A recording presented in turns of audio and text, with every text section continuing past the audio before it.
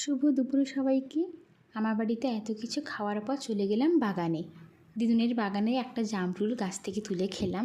জামরুলটা খুব মিষ্টি ছিল, মানে ভীষণই মিষ্টি। আর তারপরে আরেকটু গিয়ে দেখলাম ড্রাগন ফলের গাছে অনেকগুলো ড্রাগন ফল হয়েছে, তো ওটার একটা ভিডিও করে নিলাম।